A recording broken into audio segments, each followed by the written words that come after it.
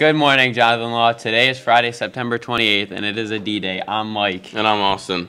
And here are today's announcements.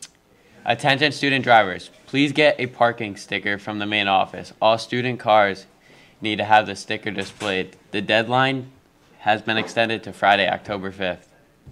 Are you interested in discussing current events and controversies? Come to Debate Club in room 193 on Monday after school. All are welcome.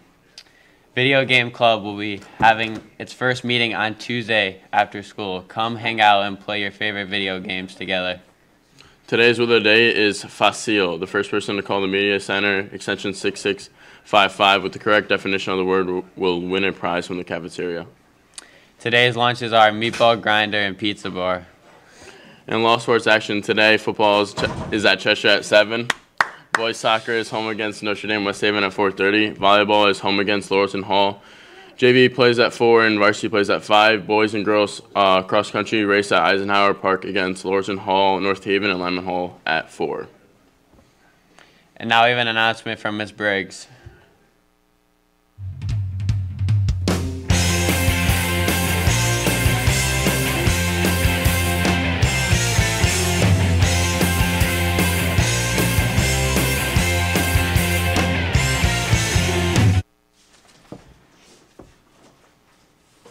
All right, so earlier this week, I asked people to guess which banned book is in my little jar here.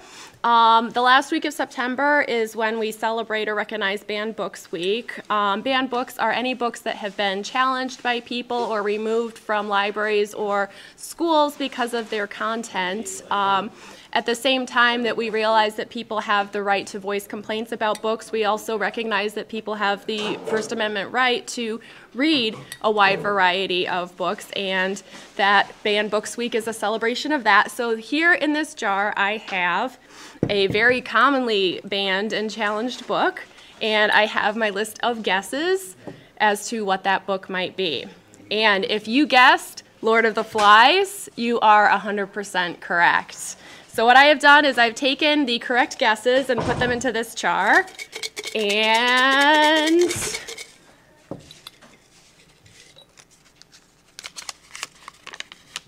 Deirdre is our winner of the $25 Barnes & Noble gift card. Deirdre Hereford, so congratulations.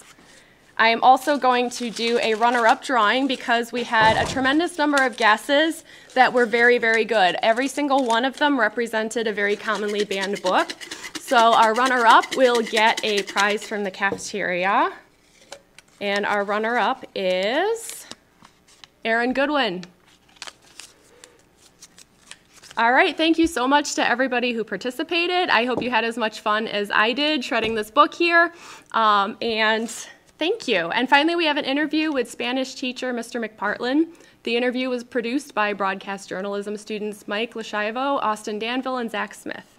After the interview is the season premiere of Technical Difficulties with Mr. Zura and Mr. Ramelis. Enjoy.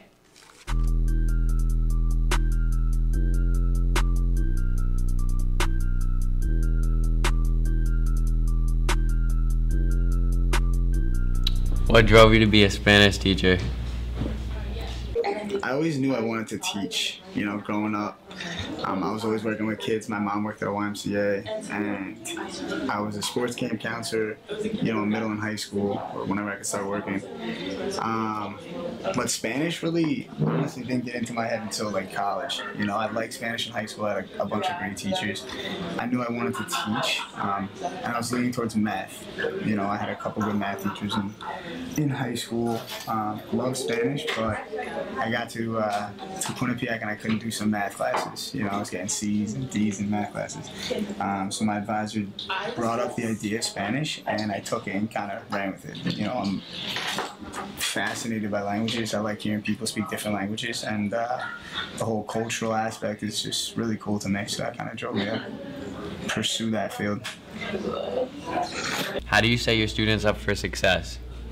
A couple things. I try to be as real as possible with them. Students, you guys know, you can see right through people, right? So just be real, and I tell them that organization, right, is huge. So my students know, kids I've had in the past, we set up our notebooks a certain way. and try to be as organized as possible, right, in high school, because part of my job and everyone who works here is getting you guys ready for life after high school. And, you know, part of potentially having a successful life is being organized. You know, if you're a mess, your life's gonna be a mess. So I would say a huge part of setting my students up for success is stressing to them the importance of organization, being punctual, the little things, right, which snowball effect eventually become big things. What makes teaching Spanish enjoyable? It's the fact that, you know, to start, everyone's on the same playing field. You know, it's fun hearing kids speak a language that isn't their first a lot of times, or taking kids out of their comfort zone of English and, you know, watching them struggle a little bit. That's where, you know, that's where growth happens in struggle. You know, you've heard it, if it was easy, everyone would do it. I say it all the time. And Spanish is hard, right? Learning a second language is hard, and that's what's kind of fun about it, you know, watching the struggle. Also you know, the whole cultural aspect and showing and presenting, you know, things, current events to kids that are so centered and focused on Milford. You know, they forget that a lot of times there's all these countries out there where crazy things are happening, and it's fun to see their reaction and the fact that it means something to them. You know, it's fun. What's your favorite part about being at law? Favorite part about being at law is coaching basketball. No, in all seriousness, I mean, I love that, but it's the family atmosphere, you know. I love coming to work every morning. I love the people I work with, students I get to work with and learn from. I truly enjoy coming here every morning, and I say it all the time, the hardest part of my day is waking up. You know, everything from there is, for the most part, pretty easy, you know. What is your morning hair routine? Morning hair routine. Oh man, I knew this was coming. Does it look good? My morning hair routine. So I tell people that I wake up at 4:45 every morning and go to the gym. But this takes a couple hours, Mike. You know.